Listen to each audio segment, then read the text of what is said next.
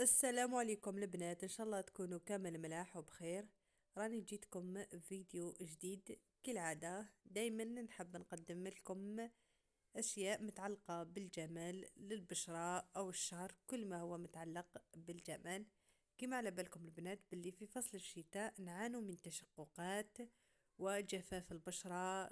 يظهر علينا بزاف مشاكل، منها تشققات الشفايف او الشفاه، ونصيبو واحد القشور هكا في الشفايف تاعنا. هذاك المظهر ما يعجبناش، راح يمدلنا نتقلقوا منه، يولي عندنا مظهر ماشي شباب.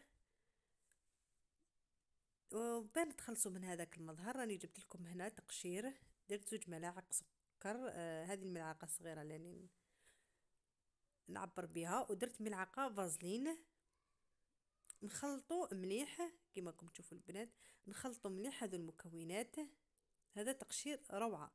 البنات جربوه، اللي تعاني عندها تشققات في الشفايف تاعها جربيها وراك حتلاحظي النتيجة. ديري حتى النتيجة تبدا تبان، يبدا يروح هذاك التشققات، تبدا عندك شفايف مع راح نديروا لها اللون الاحمر، يرجع عندك شفايف وردية كما راكم تشوفوا هنا. ونزيدو درك نضيف بعد ما خلطنا السكر مع الفازلين، نديرو هذا احمر ملون غذائي سائل بزاف مليح البنات. هذا نديرو كميه قليله ونخلطو. والا كان عندكم البنات فيتامين او تاني يمدلكم نتيجه روعه كما نقول حنايا، راح يمدلكم نضاره للشفايف ولون وردي بزاف، لون شباب طبيعي، تحسي بالفرق. انا صراحه جربته مرتين ولا 3 مرات في الاسبوع. كنت ندير كي نحس نكون قاعده نبدا ندير. تحبي تغسلي تحبي غير تمسحيه برك، راحوا لي هذوك التشققات، هذوك الجذور، هذوك الحاجه هكا اللي تكون فوق الشفايف، كما على بالكم في فصل الشتاء، في فصل البروده يظهروا علينا. وكاين اللي كامل الفصول يظهر لهم هذوك التشققات. كاين اللي يقول لك من نقص شرب الماء. هي تاني كي تشربي الماء بزاف مليح كما على بالكم. هذا الخليط نعملوا به تقشير على شكل دائري.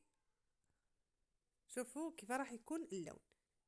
تحبي تستعملي لون غذائي هذاك السائل، تحبي تستعملي بودر، كما تحبي ديري. من بعد البنات ديريه على شكل دائري. شوفوا كيفاه نديروه. درت لكم هنا في يدي، ومن بعد راني مصورت لكم، قلت علاه لا ندير لكم في الشفايف تاعي وتشوفوا الفرق كيفاه رايح يكون. شوفوا البنات ديري على شكل دائري كما راكم تشوفوا. ما بتفوتي عادي نورمال، كما على بالكم باللي البشره تاعنا تحتاج تقشير. من بعد تغسلي، شوفوا اللون لون وردي، ماني دايره والو، درت غير هذا التقشير. شوفوا اللون كيفاه.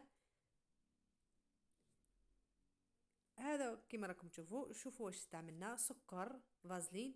البنات هذه النوعيه الفازلين البلو تلقاوها في لافارماسي طبيعيه بزاف مليحه، ما هي مخلطه ما والو. هذه البلو روعه، فازلين روعه. اللي تعاني من التشققات روعه ولا جفاف ولا تستعمل فازلين، تستعمل هذا النوع الازرق بزاف مليح روعه. واستعملنا ملون غذائي سائل هذا الأحمر. والبنات اللي عندها فيتامين او تستعملوا تاني يمد نتيجة. وإن شاء الله يكون عجبكم الفيديو. لا تنسوا الاشتراك في القناة، وشكرا.